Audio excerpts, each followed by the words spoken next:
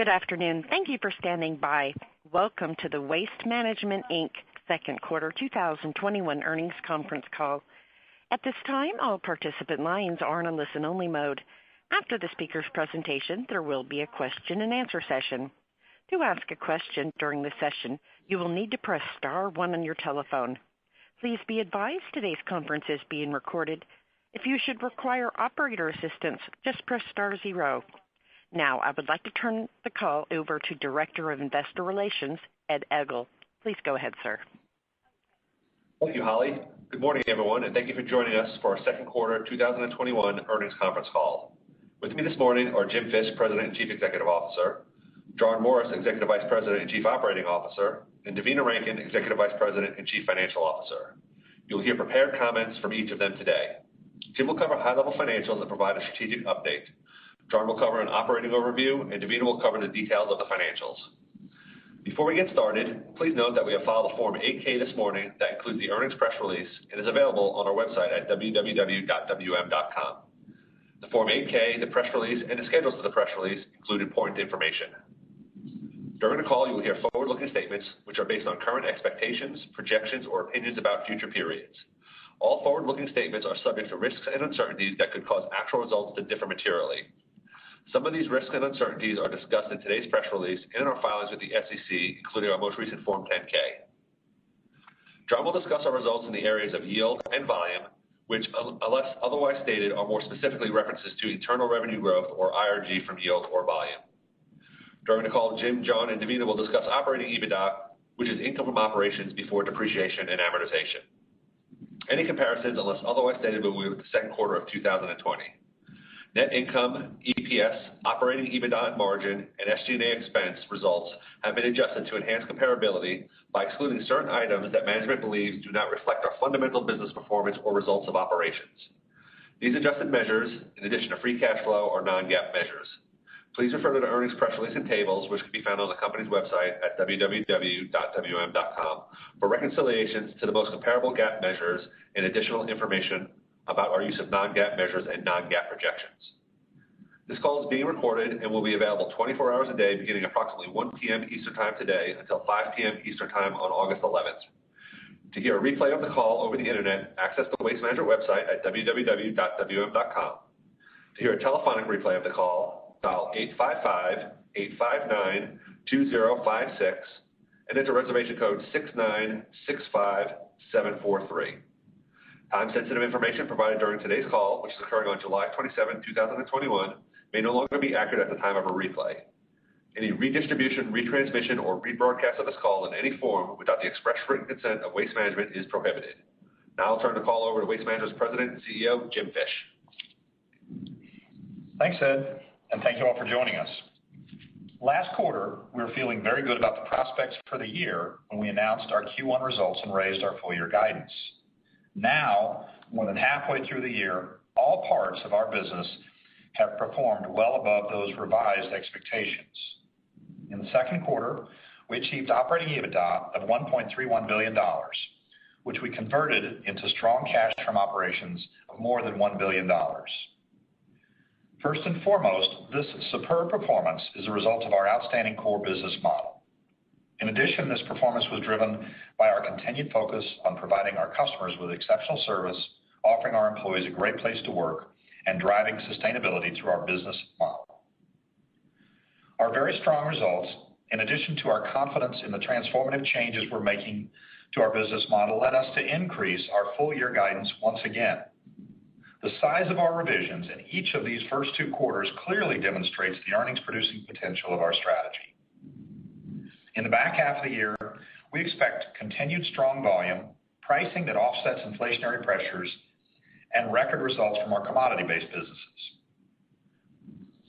With all of this powerful momentum, we now expect to generate 2021 adjusted operating Ebitda of at least $5 billion, with free cash flow of at least $2.5 billion, all while continuing to make growth investments in our sustainable solutions and technology platforms.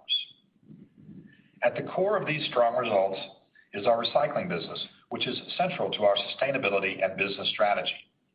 Our efforts to improve the recycling business combined with robust demand for recycled commodities, led to second quarter delivering the recycling business's best ever financial performance by a considerable margin. We've made substantial progress in de-risking our recycling business by shifting to a fee-for-service contract structure, which has lifted the floor for recycled returns and created an economically sustainable business model. We've also made significant technology investments to improve the cost structure and grow the business. At our automated facilities, labor costs were 35% lower in the second quarter compared to our other single-stream MRFs. These investments not only lower operating costs and improve plant efficiency, but also allow us to adjust our equipment to respond to evolving end-market demands. For example, we're now segregating out specific plastics that in the past were sold as a bundled lower-priced bale, reacting quickly as markets evolve for new recycled commodity types. The capability to efficiently sort these materials allows us to extract more value for these commodities as demand increases for recycled material. Overall, our investments in recycling technology are generating solid returns, and we are accelerating our plans to roll out this new operating model across our MRF network. Sustainability has been a central part of our strategy for many years, so I want to take some time to highlight how we're advancing our sustainability journey. At the beginning of the month, Tara Hemmer transitioned into her new role as Senior Vice President and Chief Sustainability Officer, bringing together our sustainable solutions and ESG efforts under one umbrella. We believe this strong focus is critical to continuing to integrate environmental sustainability and social responsibility into a strategic business framework. Our supply chain goals, which include increasing our spending both with sustainable and diverse suppliers, are examples of how this focus is integrated in our day-to-day operations. Next month, we're hosting a supplier diversity initiative called Share the Green, which will give women-owned businesses the opportunity to become a supplier for one or more of the 45 companies participating in the event. This 3-day nationwide event will provide great opportunities for diverse businesses and help participating companies secure excellent suppliers. And finally, we continue to make real progress on our digital transformation to differentiate our customers' experience. In the past, I've mentioned our automated setup process that streamlines customers' orders and reduces our cost to serve. Through our advanced technology, we're eliminating nearly all manual steps in setting up a customer account, allowing setup to occur almost instantaneously after an order is processed. This will save us several $1 million annually, improve setup accuracy, and increase customer satisfaction. This more accurate setup of customers also helps us to auto-route these customers, which increases operational efficiency and will optimize routes without manual processing. We are now connecting our advanced technologies to automatically insert 90% of our new commercial customers into existing routes, reducing our cost to serve and improving our speed to service. Our customer and digital teams continue to enhance the capabilities of our digital tools to provide a unique and engaging experience for our customers, while at the same time connecting this front-end experience to our operational systems to allow for improved efficiency and lower costs. We expect that these investments in technology will continue to benefit us for many years to come. In conclusion, strong performance across all of our businesses, collection and disposal, recycling, and renewable energy, generated outstanding results so far this year. Our focus on disciplined pricing and cost management helped to offset the inflationary cost pressures that we've seen, and we expect to continue this focus into the second half of the year to help us deliver on our newly revised outlook. I will now turn the call over to John to discuss our operational results for the quarter. Thanks, Jim. Good morning, everyone. We're pleased with the excellent second quarter results we achieved across our business. We produced exceptional Ebitda growth of almost 24% in the collection and disposal business as the economy continues to recover from the pandemic's steepest impacts in the second quarter of 2020. Collection and disposal volume climbed 9.6% in the quarter, which exceeded our expectations. And our focus on disciplined pricing programs produced a substantive second quarter collection and disposal yield of 3.7%.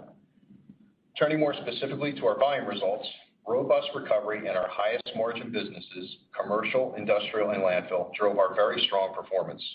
In the second quarter, commercial and MSW volumes reached pre-pandemic levels, and industrial volumes recovered to levels just shy of those before the pandemic.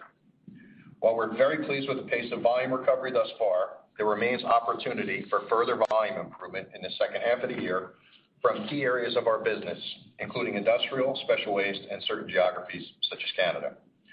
Additionally, pockets of our commercial business, such as education and offices, have yet to fully recover. For the full year, we now expect organic volume in the collection and disposal business to grow 2.5% or more. Pivoting to price, our second quarter results further demonstrate the focus the entire team has on overcoming our cost headwinds, as well as improvements following the intentional customer-focused steps we took in the second quarter of 2020. This focus is particularly evident in our residential core price of 5.4%, landfill core price of 4.7%, and transfer core price of 3.4%. We continue to be committed to pricing programs that are aligned with our cost structure, which is even more important as we see pressure on labor, transportation, supplies, and capital costs. Our new full-year outlook for collection and disposal yield is 3% or greater. Our strong revenue growth was also supported by great results in our customer metrics. Churn was 8.8% in the quarter, and service increases outpaced service decreases by more than twofold. Additionally, we increased our net customer growth rate, driven by optimization of our sales force and investments in technology. Looking at operating costs, second quarter operating expenses as a percentage of revenue improved 10 basis points to 61.1%, demonstrating that we are continuing to manage our costs as volumes recover, even in the face of inflationary cost pressures. It's no surprise to anyone who follows economic indicators that most businesses are experiencing inflation in their costs throughout 2021, and our business is no exception, particularly with regard to labor. We expect to overcome these pressures by increasing operating efficiencies and executing on our disciplined pricing programs. There's no silver bullet when it comes to attracting and retaining talent, and we are using a multifaceted approach that includes addressing wages, offering flexible schedules, and broadening benefits. Our long-term focus is on keeping our people first so that we are the employer of choice. Overall, inflation trends are something we are watching very closely and managing very proactively with our area, supply chain, and revenue management teams.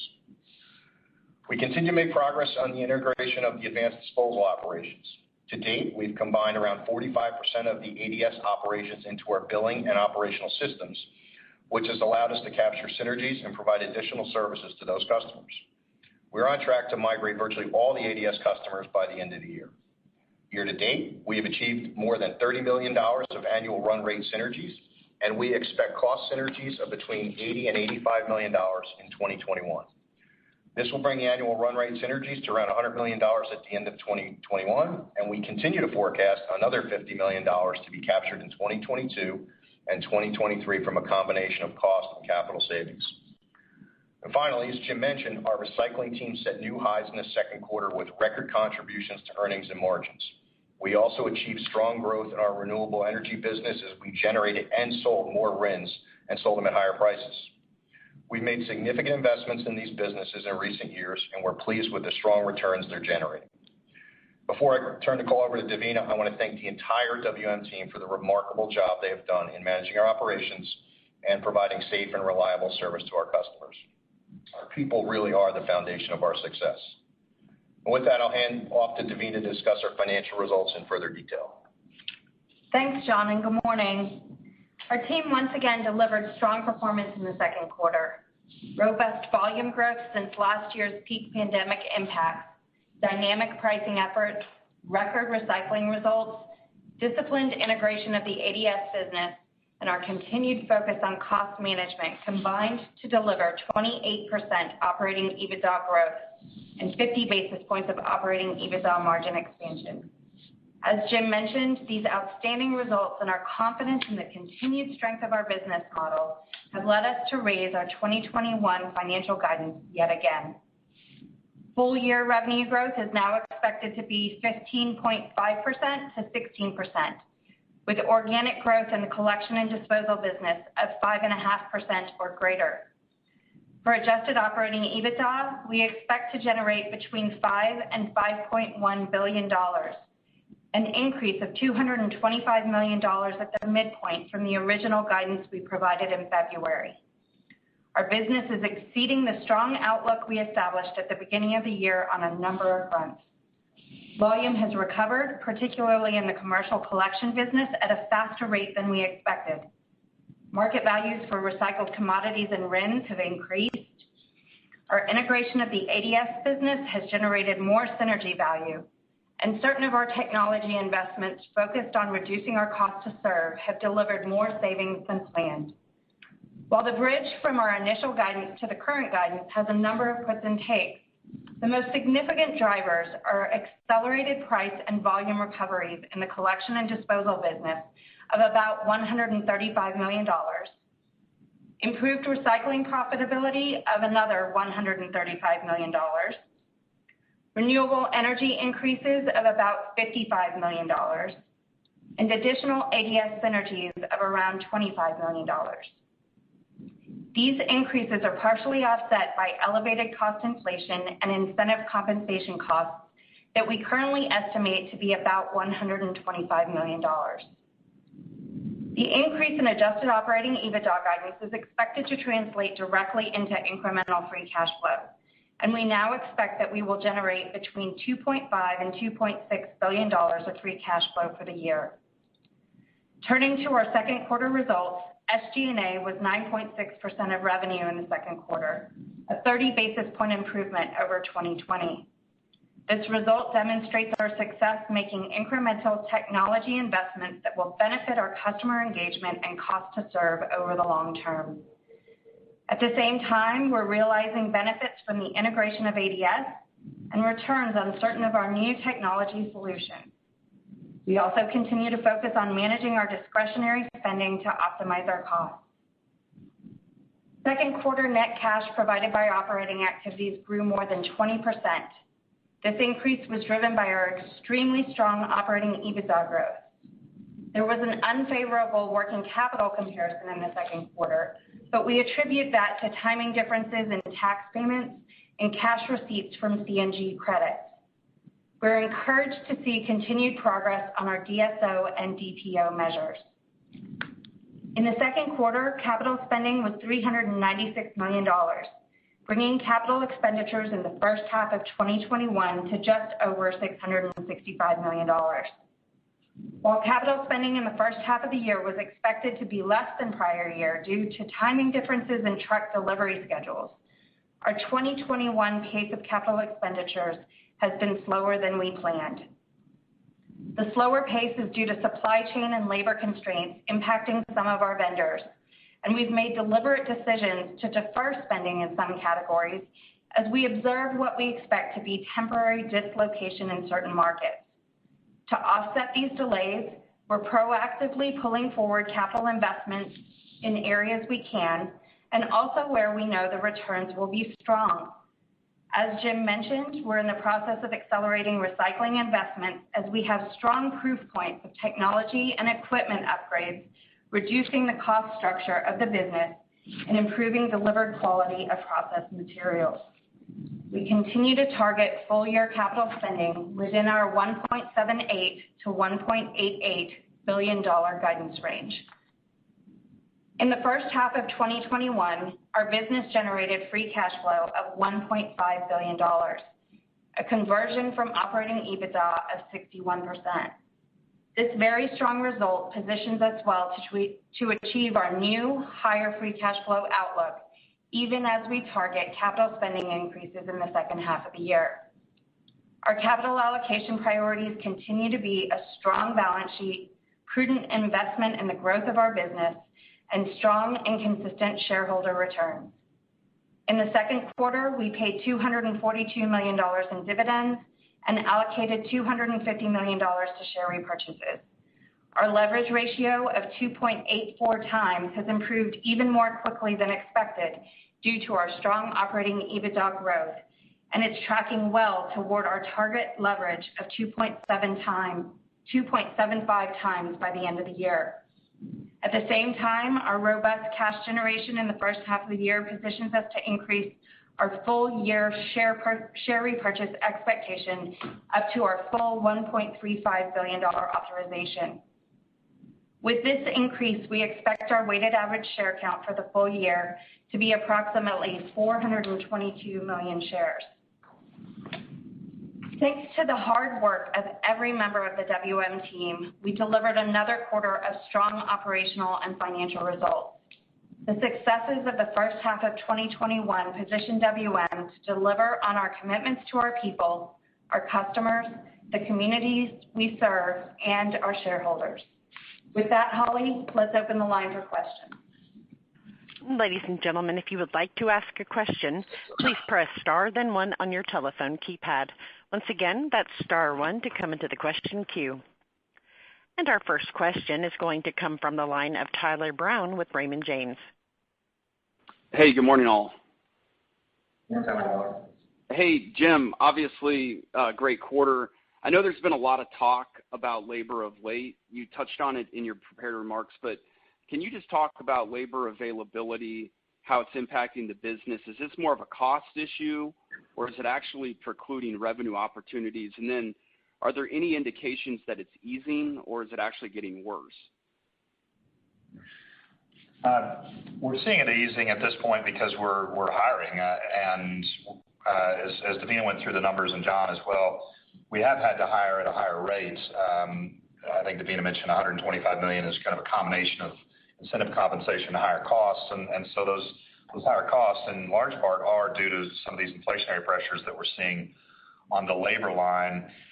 And so if I use June as an example, I think the number is we hired 685, mostly drivers and technicians in the month of June. And it wasn't just, churning people because we had 125 who left. So the net addition was pretty significant. To replace some of these folks that have decided to sit on the sidelines because of the government programs that are out there, I would tell you those government programs are affecting not just us, they're affecting big and small businesses. And right now, at least in the United States, the federal benefits are scheduled to roll off on the 6th of September. It's not a stretch to say that there isn't a business out there that isn't looking forward to the 6th of September. To your first question about whether it is precluding growth or just creating some difficulties with existing customers, I think it's much more of the latter. I don't see it keeping us from growing, and that's reflected mostly in our volume figures. Okay, that's very helpful. And then, Devina, do you specifically have what the average commodity value was for Q2? And then where is that commodity value today, and basically what is in the back half guide? Yeah, so in the second quarter, it was just above $100 per ton on a mixed basis. Our second half guide is a little over $117 a ton. Bringing the full year outlook to an average of 104. July did see some really nice uptick from June levels, and for context purposes, June was at about $114 a ton. So that gives you an indication that we're on the right track for our outlook for the remainder of the year. Okay. So Tyler, real quick, Tyler. Yeah. One kind of indication as we think about recycled commodity prices is that we do believe we're on a longer-term bullish trend here, and there's a couple of reasons for that. One is we think there's a permanent shift that's taken place, particularly as you think about OCC, but also plastics.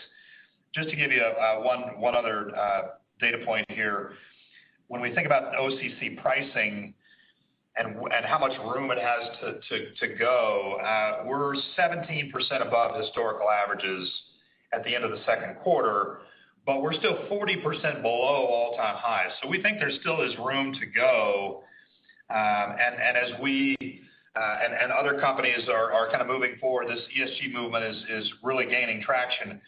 We think that commodities like plastics will continue to increase in price. So we're encouraged by the pricing trends, and we don't think they're the same kind of ebbs and flows that were short-lived in the past. We think these are longer term. Okay, great. I know it'll probably be a long call, so I'll turn it over. Thanks. And our next question will come from the line of Jerry Revich with Goldman Sachs. Yes, hi. Good morning, everyone. Morning. Jim, Davina, can you talk about how much CapEx opportunities you have over the next couple of years to deploy towards recycling, to landfill gas development? What's the opportunity set? Because, the payback periods look pretty attractive across those investment sets, and so I'm just curious if you could quantify the pipeline for us and maybe provide the context on the opportunity set between the two. Thanks.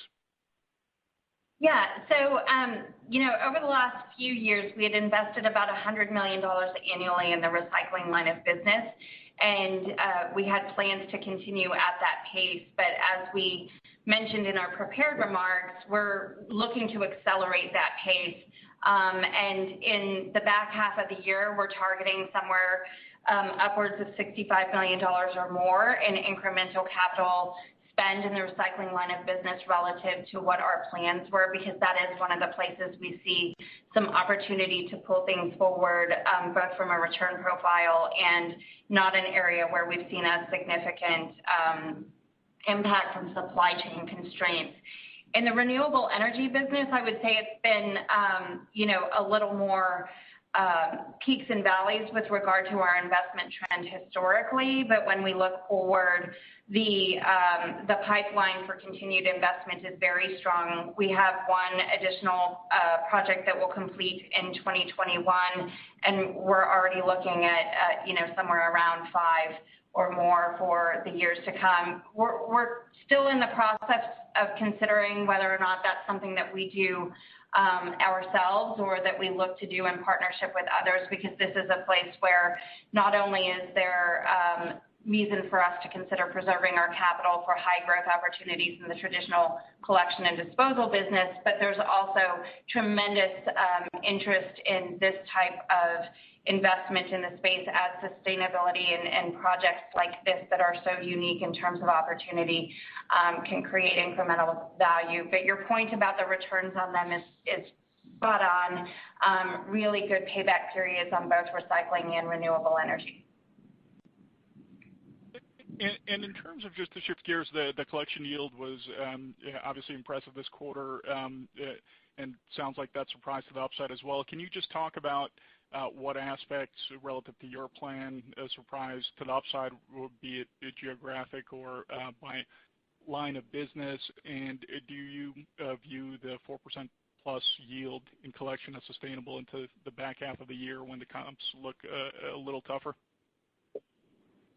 Yeah, so I think what's important here is that when we look at our pricing performance in the first half of 2021, it really did impress us to the upside on just about every line of business. John's talked a great deal about the residential line of business and our intentional efforts there to improve profitability. But most importantly, I think you saw really strong pricing in industrial and commercial collection, and then also the steps that we're taking to continue to drive price in the landfill line of business. Our outlook for second half, because of the year-over-year comps, is that we'll have yield in the range of 2.75% to 3% in the back half of the year. And that's just representative of a more normalized pricing range that we had in the second half of 2020 relative to the second quarter of last year, when we took those proactive steps that were really focused on customer retention and taking care of our customers in a desperate time of need. So really strong outlook for the second half. I would tell you that I'm optimistic that there could be strength over and above even what our outlook presents currently. Terrific. I appreciate the discussion. Thanks. Thank you. Our next question will come from the line of Michael Hoffman with Stifel. Thank you very much. So if we start with the capital spending, can you get the midpoint spent that's left, which is about $1.2 billion, given the supply disruptions, even if you pull forward? Our current outlook says we can get there. I'm less optimistic today than I was when we gave our guidance the end of the first quarter, which is why we came off of the high end of the range that we had previously spoken to.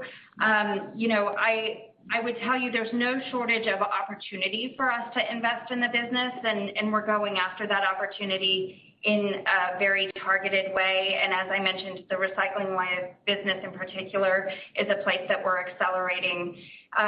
It's good for us to try and pull some of what we can forward so that we don't create too much of a headwind in 2022 for capital, because there are things that we see pushing into that year that we would have expected to spend currently, such as landfill airspace capacity, where we've seen liner costs and availability be slower than what we would have expected. And just to tease that out a little bit, most of you on the bigger companies locked in slots and pricing in 21. Are they going to honor the price if it gets? So I lost you there, Michael. Yeah, sorry, there's a call waiting just beeped into me. You locked in your slots in 2021 for your trucks at a good price. You're not bearing some of that inflation yet. Are they going to honor those prices going into 22 if the supply issues delay deliveries? Absolutely, and it's a great point. So on the truck side in particular, it's all about making sure that we are positioned well for deliveries on a ready schedule.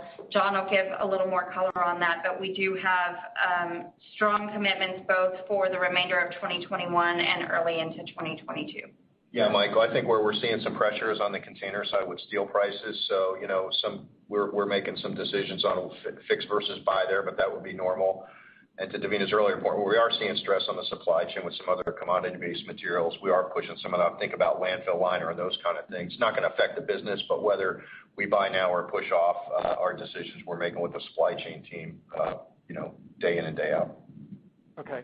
And then Davina, your guidance puts you at a 50% free cash flow conversion rate on the low end at the $5 billion, and 2.5. Excuse me. Is that a new baseline, 50%? Is that the way to think about the business going into the next year and beyond?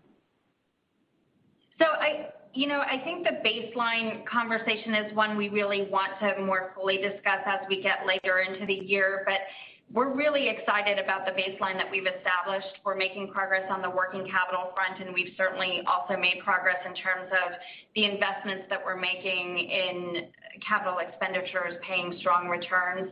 The place I would give a little bit of caution with respect to that being the right number is the recycling and renewable energy business is providing a lift from a flow-through perspective, and you're not having to make an incremental capital investment to get that dollar. We did have a low bonus payment in 2021 as a result of the poorer performance in 2020, and that will have an opposite impact in the year ahead. And then there's also some uncertainty in what corporate taxes look like in 2022. But I will tell you that the returns that we're seeing on our technology investments, the reduced interest run rate that we've established given the recent debt transaction, having ADS fully integrated in the year ahead, and then just the general strong performance of the collection and disposal business, all of those things do provide upside. And so we're optimistic that we can maintain that 50%, but there is a little bit of caution that's prudent. Okay, fair enough. And last one for me, Jim, I appreciate the demand side of sustainability, lifting commodity values structurally, and this is the hard part of modeling. There's also a supply issue going on and disruption. So at some level, even if the next low is a much higher low, and this is a tough question because it's what are we at risk at? And then I'm comparing it to your last peak, which is 2017. And yet the business model's different because in 2017 it was commodity-based. Today it's 60% fee-based. So how do we as modelers think about managing risk around that recycling revenue line? I think we've done a good job over the last couple of years since the last peak of really de-risking the recycling business overall, so that when we do have these kind of high highs or low lows, we tend to smooth those out. And really, it's more smoothing out the low lows than smoothing out the high highs. We'd like to take advantage of these very high prices when they get there, but not take it on the chin when we have the very low prices. And so some of that de-risking is moving to a fee-based model. Some of it and that has really proven to be successful for us. Some of it is the new technology that John and I mentioned, putting that into our network so that we operate those at a lower cost structure. I mentioned 35% difference between the kind of the next gen plants versus current plants, and Devina mentioned an acceleration of capex there, pulling that forward. So that's a way that I think we mitigate some of this. And then I do believe that it probably was, while it didn't feel like that at the time, it was probably a good thing that we ultimately lost our biggest customer in recycling, which was China, a couple of years ago, because now it's all moved. A lot of that's moved back stateside and is more predictable. And so I think the recycling business has changed a lot from when we had our last peak, which was, as you said, 2017, and it's changed for the better, and I think it's changed permanently. Okay, fair enough. Thank you very much. Thanks, Michael. Thanks, Michael. Our next question will come from the line of Jeff Goldstein with Morgan Stanley. Hey, good morning. Just on the volumes first, are you able to add some color to the volume growth by geography? And I think you mentioned continued Canada softness in your prepared remarks, but are the best performing volumes at this point now just the places that shut down the hardest and now have the easiest comps, or is it more nuanced than that? And then just in terms of volume trends, are you able to talk to the month-over-month trends and if that continued to get better throughout the quarter and now that July is almost done here? Sure, Jeff. Really, the only kind of persistent slowness that we're seeing right now is in Canada. And I looked at July's numbers again this morning, and that's still there. The encouraging part about Canada is it looks like it's going to reopen fully sometime in the next 2 to 3 weeks. So that is encouraging for us. But it hasn't been great, and it has been kind of 3 to 6 months behind the United States. So July's numbers still look soft in Canada. That's really the biggest geographic difference for us. I think John mentioned that commercial has fully recovered. When you really compare to 2019, 2020 comparisons for obvious reasons are not really meaningful. But when you start comparing to 2019, commercial has fully recovered. But it's only about 0.5% above 2019. We really haven't seen kind of the growth aspect of the economy hit that commercial line of business. And then maybe most encouraging of all for us individually and then also on a more macro basis for the overall economy are our C&D and special waste streams. And when we look sequentially at how they did, I mean, those two waste streams took the biggest hit of anything last year during COVID. And so they have seen the biggest sequential improvement. So they are on a great upward track. And I think those two by themselves, which tend to be kind of the most forward-looking indicators for us, are the best barometer overall of not only our business going forward, but maybe even the North American economy is a good macro sign for the economy. Great. That was all very helpful color. And then just a question on the 2 to 3 year pricing outlook as we sit here today, maybe just in broad strokes, because I'm just thinking with your index contracts repricing on a lag and that figure looking like it should accelerate next year, is it safe to say your pricing in 22 should be above whatever you print this year? Just how should we think about the potential for price to continue to improve into next year and beyond that, really? Yeah, so I'm going to let John chime in on the resi piece real quick. I'll just give you a little bit of my kind of overview on pricing. First of all, when we looked at our pricing numbers, again, another metric that's not overly meaningful year over year because, as you recall, last year we really put the brakes on with respect to some of our pricing actions. But when you look sequentially at what we did in terms of collection price, and in terms of landfill price, that's what gives us, that's what makes us feel most encouraged about the potential going forward. And to Devina's point, that is an area of confidence for us the team understands that pricing is critical to cost recovery, but that it's also critical to margin expansion. So we're not just looking at this as a cost recovery mechanism. Part of the success for the quarter was that we did use pricing to recover some of those cost pressures that we've discussed, but it also helped us expand margins, and that really is the plan going into 2022, that we'll continue to use price to offset what we expect will be some continued inflation, not as aggressive of an inflation figure as we're seeing now, because some of this we believe is temporary, as I mentioned earlier, caused by some of the current government's benefits. But there is feels like some structural inflation in the system. Pricing will help us more than recover that, and will be a good thing for us going forward. And John, maybe you can talk about resi pricing a bit. Yeah, Jeff, and I think on resi, you heard that in some of our prepared comments. Strong yield at 4.7 for the quarter, up from year to date. Same thing with core price. We did shed a little bit of volume, but I happen to know that's, in fact, one big franchise we had in the Southeast, which was underperforming, and we made a decision to move it up, and instead it went out. And I think what you're seeing, though, is continued and increasing benefit from our focus on moving the residential number, and part of that, you heard a lot of conversation about recycling. Part of fixing residential, I've said this on a few calls, is fixing recycling, because about 2/3 of what we process comes from a residential stream that either we collect or another vendor collects. So long story short, we feel good overall about our pricing strategy, the consistency and the upward trend, and specifically on residential, we expect to continue on that trend as well. All right, that was all very helpful, and congrats again on the quarter. Thank you. Thank you.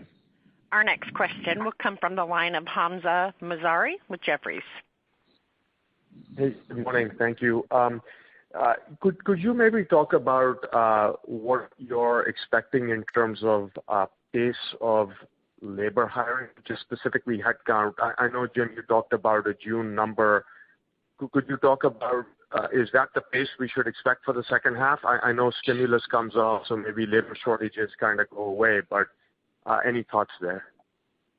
Yeah, good morning, Hamzah. What I would tell you is that Jim pointed to June as being a particularly strong month, but really our progress on the hiring front really started 4 or 5 months ago as we started to get more confidence in what was coming back in terms of post-COVID recovery.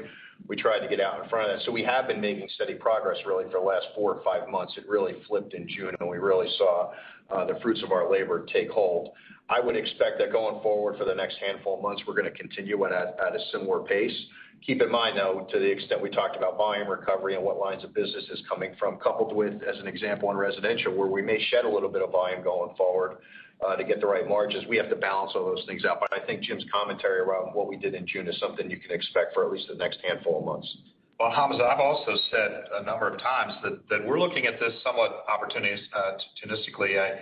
If the pie of kind of available folks who would work for this company is shrinking, and look, I've heard that from my 18-year-old daughter that people aren't interested in her senior high school class and driving trucks, then that actually is okay for us as long as we get ours. And that's what I've said is if we get ours and the pie is shrinking, I don't care about the rest of the pie. All I care about is ours. And so there is kind of an opportunistic approach to this, but to John's point, I mean, I think we are getting ours. It hasn't been a completely smooth road for us, to be honest, but I think we're getting to a point, and certainly September 6th will be helpful for everyone when these benefits roll off.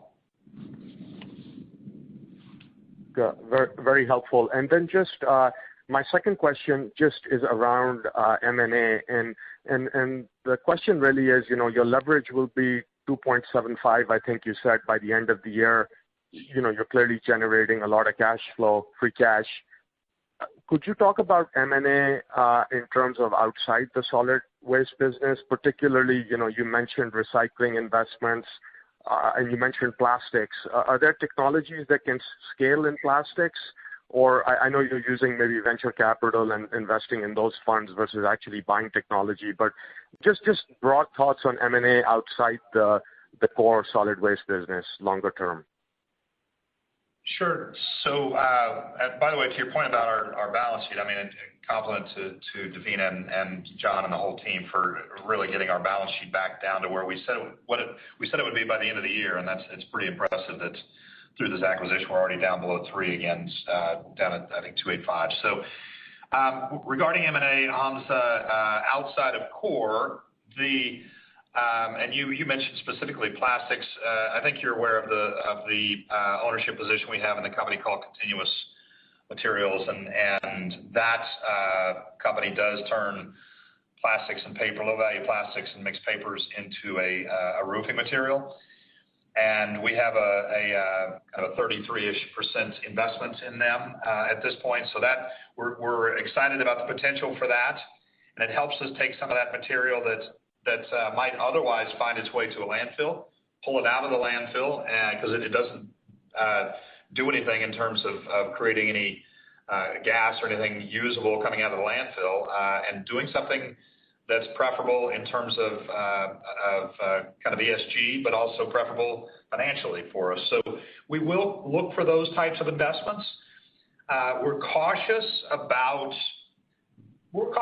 big acquisitions regardless, but particularly cautious about big non-core acquisitions.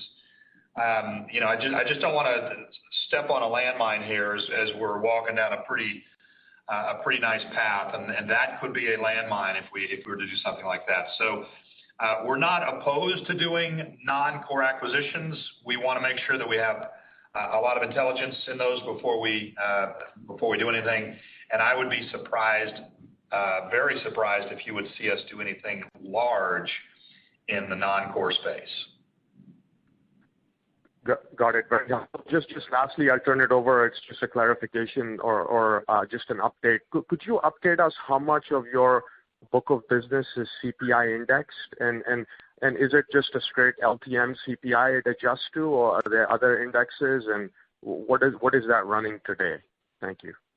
Yeah, we're at about 40%, Hamza, and there's a mix there in terms of whether it's CPI flat or the waste sewer trash index.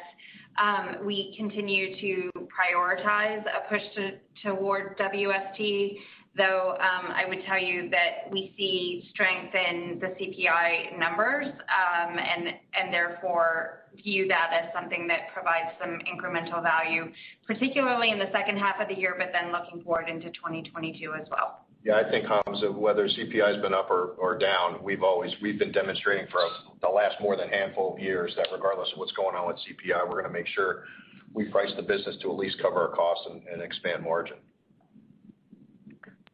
Got it. Thank you so much.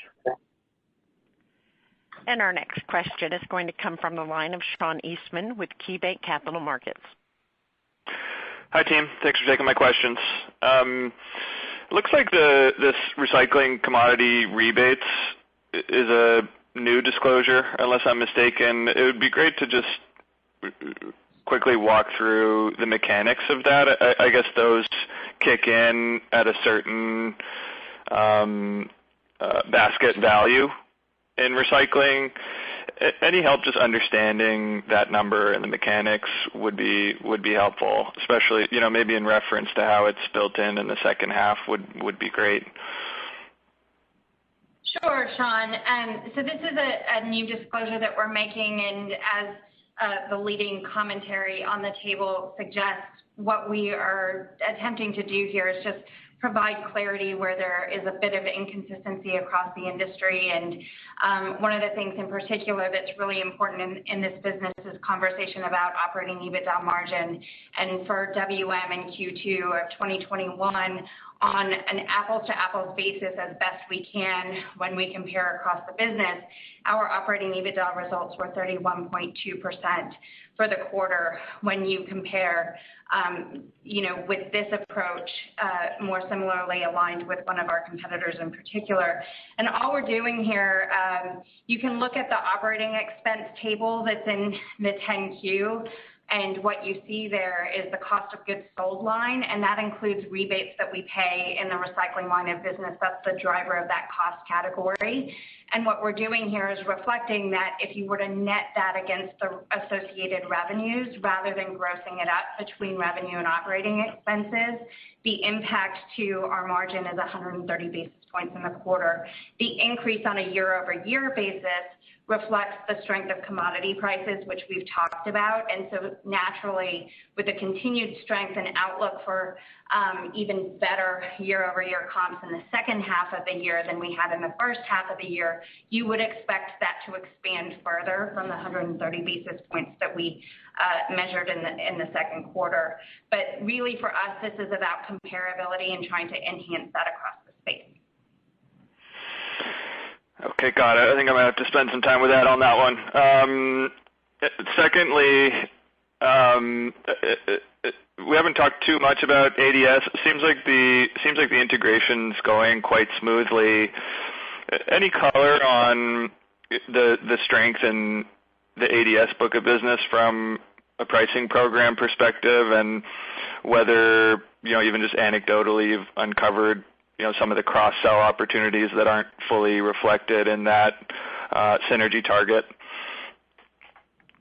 Hey, good morning, Sean. I would say the integration continues to go really well. You heard that in my prepared remarks about our confidence around overall cost, SG&A synergies, and reiterating that we still think when it's all said and done, we'll have $150 million of total synergies by 2023. You also heard from me that we're just about 45% of the way through taking that data from ADS's databases and moving that over to WM. So that's allowing us to, when you think about routing efficiencies and the other logistical benefits from combining the customer base, you heard that as well in my prepared comments. And I think from a revenue standpoint, as we're moving that business in and it becomes WM business and it goes into portfolio, and we're going to manage it in a similar fashion we manage the rest of our business. Okay, terrific. Thanks. I'll turn it over. And our next question will come from the line of Walter Spracklin with RBC Capital Markets. Thanks very much, Operator. Good morning, everyone. I guess my first question here is back on M&A, and obviously we've heard an executive order from President Biden that seems to be singling out larger companies in respective industries that are exercising some pricing power. And while waste doesn't necessarily get flagged in that, do you see any increased scrutiny by the DOJ, any increased pressure, any change in approach that they might take toward looking at deals that you might do in the future that would put at risk any of your ability to grow by acquisition at a pace that you otherwise would have if this order hadn't come through? Yeah, look, to be honest, we haven't seen anything. We all read the news and we read comments, and so you can kind of take those for whatever they're worth. But when you really look at some of the tuck-ins we've done post ADS, we haven't seen anything at this point. What we are hearing that's not related in really any way to your question, but is more about M&A is that it's somewhat related, I guess, to the new administration, because if there is a tax change, we are seeing that there are some companies out there that are becoming sellers because of this prospective change in tax law. Similarly, we're seeing some folks that are saying, you know what, I don't like the labor environment right now, and they're looking at selling for that reason. And then the third thing we're hearing is that in our industry with some of these small businesses, there just isn't, in many cases, a robust succession plan for some of these companies. So I think that it's not directly related to your question about DOJ, but it is related to some of the things that are happening within the current administration, whether it's subsidies for unemployed or whether it is related to tax law changes. But DOJ, we're not seeing anything at this point. Okay, that's helpful. And then turning to residential volumes, obviously coming up against tougher comps here, and I'm curious whether we are seeing, and it would make sense to see, just want to confirm residential volumes now coming down as people get back to work.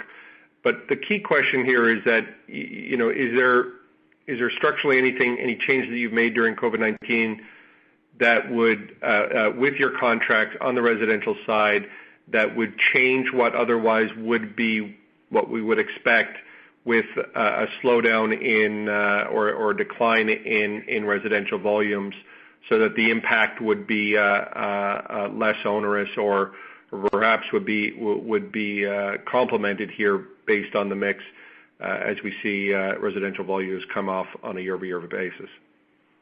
Yeah, Walter, a few things. We have seen a little bit of moderation as folks have returned back to their place of work, but there is going to be a little bit of a lingering effect because I think the workforce is going to change a little bit. You're going to see some more folks work remotely or from home, but that doesn't look meaningful. We have seen a little bit, and Jim commented on this earlier, we have seen a little bit of a shift in the residential recycling stream. Obviously, Amazon's doing well. We're seeing it show up in the percentage of cardboard that's coming out or fibers coming out of a lot of our residential contracts, which is honestly a good thing, especially in this environment. We're seeing some improvement, although not as significant by weight, if you will, in terms of the quality and quantity of some of the higher margin streams. We talked specifically about plastics and, the kind of mixed plastic we used to make versus the specific plastic products that now we're producing for customers. So we view that all as positive. I think overall, in general volume in terms of units, I don't think our message has changed. We're going to continue to make sure that we move residential from a margin perspective up to where it competes with every other line of business. And we're really making good progress there. And if you look at our price versus volume the last handful of quarters, it has been slightly negative. But if you look at the core price and yield compared to that, that's certainly a trade-off we're willing to make. As I've said before, we're not trying to push the volume out, but we're going to make sure that the investments we're making in that line of business align with our overall long-term strategy from a profit and return standpoint. So John really covered the substance and the business drivers very well. Walter, one kind of clarifying fact that I just want to be sure is clear for us is that the volume decline that you're seeing is different from container weight. And so the shift that we're seeing as people return to their workplaces and less people are working from home is more about the container weight. The volume measure that you're seeing is those intentional steps that we've taken that John's spoken about to be very prudent in terms of making incremental investments in the residential line of business with our capital and with our workforce where we are seeing constraints. And that's business that we knew that we would be shedding and shedding with purpose. That's great. I appreciate the time as always. Thank you, Walter. Our next question will come from the line of Noah Kaye with Oppenheimer. Good morning, Jim, John, Davina. Thanks for taking the questions. I'd like to pick up on Michael's earlier observation about sustainability fueling the higher demand for recycling to really try to understand, how you see this opportunity for the company. Just given the acceleration in corporate commitments to recycle and use recycled content. I think, the U.S. Plastics Pact, which has 100 corporate signatories, they just unveiled their roadmap to 2025. And at the same time, it really seems like there's still a pretty big infrastructure gap around, recycling these materials and getting them back to those producers. You just look at the difference between the commingled bales and the individual grades of plastics. So we'd just love to understand kind of your roadmap for how this is a growth opportunity for the company, both in terms of putting in more infrastructure, in terms of helping to close the loop and getting some of these materials back to the manufacturers, and then being able to potentially capture, organic share gains with those types of manufacturers as a result. Well, Noah, I think you've hit on kind of the key microeconomic piece here, which is that finally it looks like demand is catching up with supply. We've always had the supply, but we haven't until fairly recently had as much demand as we would like. We've had demand, but maybe not as much as we would like. And I think what we're seeing is that companies are now, with this real focus on virtually every company, ESG focus, are inclined to use recycled material, improve the recycled content percentages. So that's been a benefit for us. There is still, to your point, there still is opportunity, I think, to expand infrastructure, particularly here in the U.S. But we are seeing we're seeing encouraging signs there, and we have outlets through our through our brokerage group outside of the United States, which has been one of the real benefits there. When China went away literally overnight, our brokerage team was able to move commodities pretty quickly to other spots, other places around the world. And we still have those, and we'll continue to move commodities there. But I do like the long-term trends, not only for our recycling business, but as someone who's very focused on the environment. I like the fact that we're moving to becoming more ESG focused, and that companies that are using and producing materials are looking to use recycled content as opposed to just using virgin content. Great. And I guess, the follow-up to that would be, you mentioned some of the, significant savings around, automation in the MRFs, labor and otherwise. Have you really seen a lot of innovation in the last few years, I guess, following China National Sword around those pieces of equipment, those technologies, that are driving these returns? Is there more innovation coming down the pike? I guess what I'm basically asking is the rate of technology innovation in and around, recycling, improving at a rate that, supports some of these, demand and commitments from the eventual buyers of the content? Yeah, no, I think that's a great question. I think what you see in the numbers that we referenced around how pleased we are with the investments we made in this advanced and advancing technology, I think that supports the model. We are very pleased with the plans that we've invested in thus far. Jim mentioned the labor arbitrage, and we're benefiting from that. And by the way, that's not just labor for labor's sake. Those are positions that are certainly been and continue to be hard to fill, so it's solving a few problems there. I think around the demand of the customer, we all mentioned that side of the equation is as strong now as it's ever been, and for all the comments made around ESG, we feel confident that that's going to continue to grow. And I think plastics is one example. I mean, we've got the material stream either through our plants or through in other parts of the waste stream, and what you're seeing is some migration from what was in the waste stream, obviously now to higher value commodities. And Davina said this not today, but on other calls. When you look at it from a return on invested capital standpoint, our recycle plants are at the top of the heap. So to the extent we keep investing more capex there, we're going to be very pleased with that, and we think that the technology is advancing in a form and fashion that's going to allow us to continue to meet the customers' demands. Great. Thanks very much for the color. Nice job, and that's all. Thanks, Noah. Our next question will come from the line of Kevin Chiang with CIBC. Hi, thanks for taking my question. Maybe just one for me, and maybe on the ESG angle as well. Can you just give us an update on your EV strategy here? I think you're evaluating a couple of trucks. I'm trying to get a sense of, when do you think you need to make a larger order to kind of hit some of your emission reduction targets?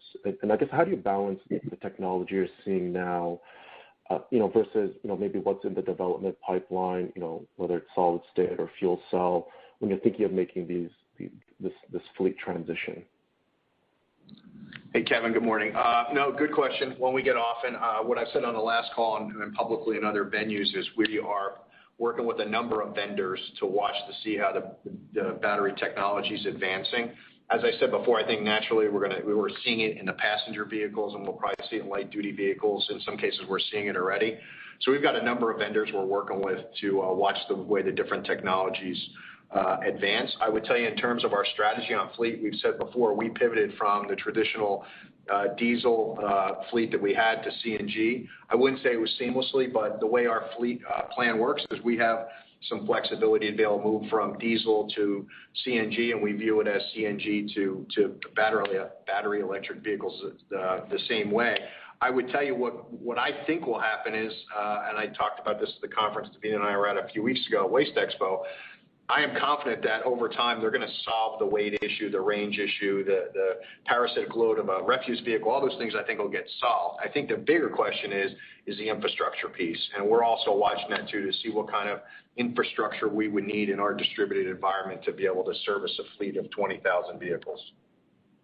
That's helpful. Just as a clarification, when you think of that problem being solved, is it within kind of the construct of a lithium-ion battery, or do you think it's an evolution from this, either using fuel cell extenders or even moving to a different propulsion system? Kevin, that's something I think is still a little murky at this point. That's the reason why we're working with a handful of different vendors, is to make sure we've got our eye on all the different potential solutions to your good question. Okay, that's helpful. I'll leave it there. Thank you very much, and great quarter, guys. Thank you. Our next question will come from Jeff Silber with BMO Capital Markets. Thank you so much. Wanted to move over to the legislative and regulatory side.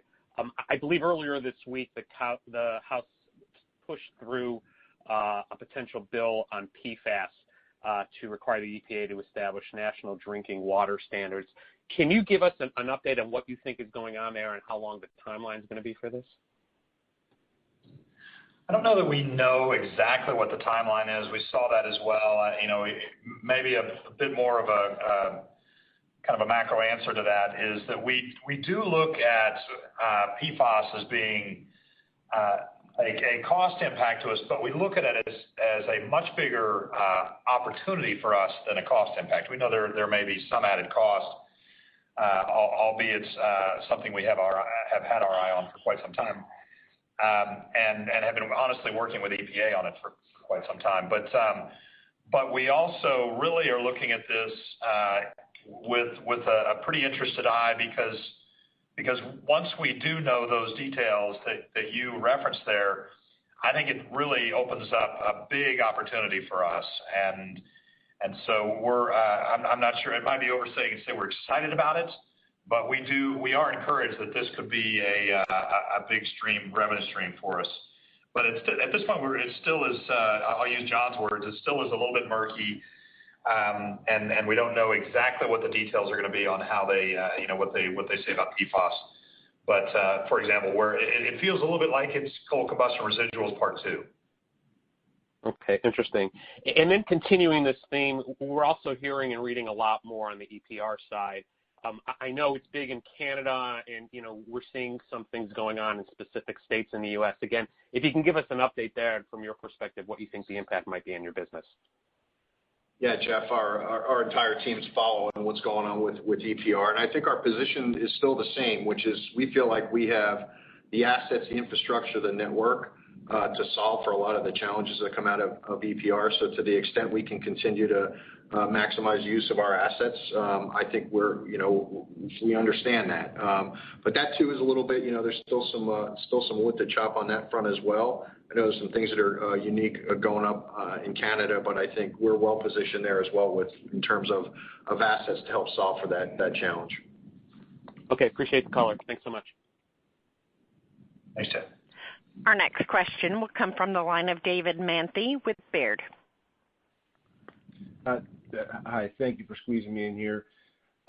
Last quarter, you mentioned that you expected landfill yield in particular to be strong. I'm wondering this quarter, was it up to your expectations? And just could you give us a bit of an outlook on that business in particular, landfill yield? The landfill yield was slightly above our expectations in the second quarter. I would say not as much above expectations as, say, C&I was. And we do expect it to moderate somewhat from the second quarter levels, though we're still encouraged that with our focus on MSW pricing in particular, and then the strong pipeline that we have from a volume perspective in C&D and special waste, that will give some natural lift to yield in the back half of the year, as those streams tend to have strong pricing that's more difficult to predict specifically because it can vary by geography and where those streams come in. But all in all, our outlook is very strong. As from a core price perspective, I really think that tells the story, and we're driving core price above 4% in the landfill line of business, which is the result we want to see. Okay, thank you. And Devina, you also mentioned something about incentive comp being higher in the future. And I wasn't sure if that was a comment regarding the second half of 2021, or if that was 2022, or both. Could you clarify? Sure. So it really is a difference between whether you're looking at Ebitda or free cash flow. So I'll start with Ebitda. It's something that's impacted us in the first half of the year. The total impact for the full year, we now expect to be in the ballpark of around $60 million, could be a little north of that from an Ebitda cost perspective, and so you are seeing some margin pressure from that. When we look at the collection and disposal business in particular, when we disclose in the press release that business was backwards 10 basis points relative to prior year, 50 basis points of that was actually incentive compensation. So when you adjust for that, that shows that the traditional solid waste business actually made really strong progress in margin expansion. Our cash flow impact on a year-over-year basis will show up in 2022. And so that's where I made the 2022 comment earlier, because this year in 2021, when we paid last year's bonus, we had a little bit of a benefit to cash flow relative to what we would expect in the year ahead, just because 2020's payout was around 70% for the total company, and we expect this year to be meaningfully higher than that. Okay, very good. Thank you.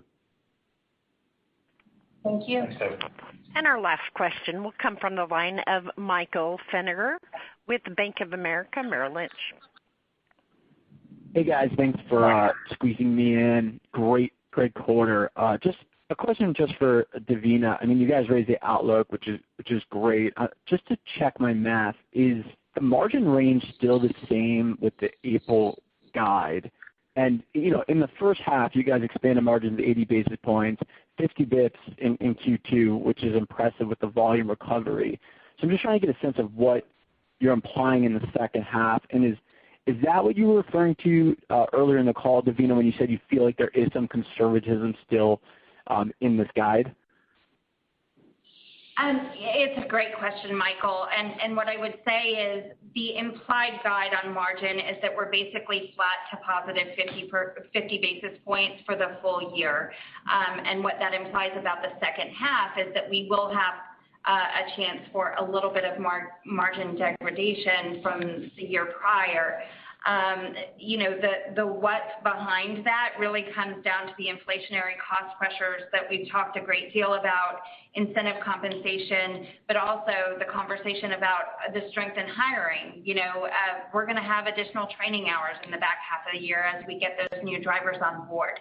All of those things put slight downward pressure on the margin outlook, but there are a lot of positives, and we're focused on those positives and think that they could outperform what we're currently projecting, though too early to say. The first is definitely the strength of the traditional solid waste business, and we always have to lead with that. Certainly recycling, commodity price, and RIN values provide additional benefit from a margin perspective.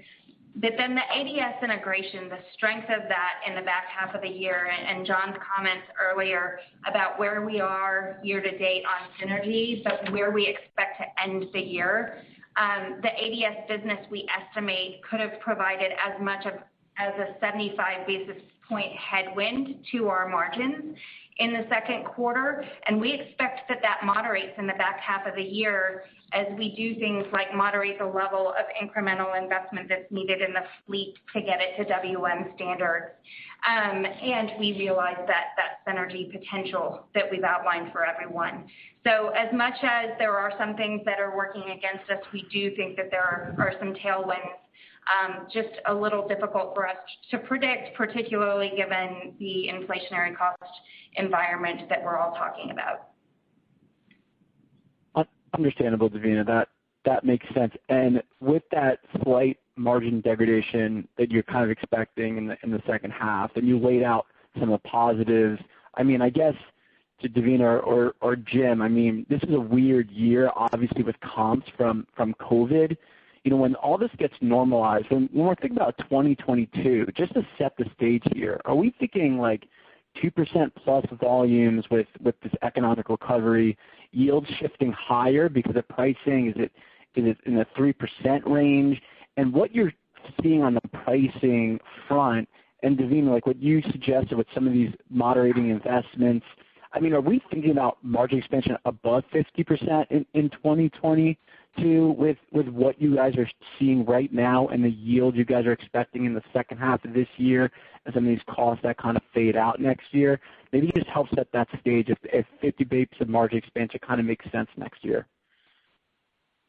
So, Michael, we're really just kind of entering into our 2022 budgeting process here. So I would say we don't have a lot of detail on it yet, but on kind of a bigger scale here, I do think we're feeling encouraged about the volume and the price forecast as we think about 2022 and even beyond 2022. Pricing in particular feels like we're encouraged that we're able to not only cover inflationary cost increases but also add to margin, and we're very encouraged by the sequential signs we've seen both in collection and in landfill pricing. So that gives us quite a bit of confidence on the price front. The volumes have been good, and to your point, 2020 comparisons were not meaningful, but look, volume hasn't totally returned. I talked about Canada being soft, and we think Canada obviously will come back when we get to 2022, so that would be a tailwind for us on the volume side. Landfill volumes have not fully returned. MSW is the one that may be the exception there, but I mentioned special waste and C&D that have not fully returned. Those appear, though, to be very strong right now, and the pipeline appears very good with special waste. So we'll obviously give you more color as we get to our guidance session, but we feel encouraged about what we're doing on OpEx, what we're seeing on volume and price, and we feel encouraged about the longer-term trends for recycling. All of that would bode well for the out years. Thanks, guys. Thanks, Jim. Thanks, Michael. Thank you. I'll now turn the call over to President and CEO, Jim Fish. All right. Thank you. A bit of a long call today, but we're particularly proud of the results for the quarter. So we wanted to make sure we took all your questions. Thank you for your questions. Very good questions today.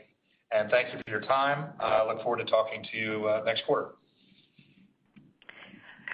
Thank you for participating in today's Waste Management, Inc. second quarter earnings conference call. This call will be available for replay beginning at 1:30 p.m. Eastern Time through midnight on Sunday, August 10th, 2021. The conference ID for the replay is 6965743. Again, the conference ID number for the replay is 6965743. The number to dial in for the replay is 855-859-2056 or 404-537-3406. Again, thank you for participating. You may now disconnect.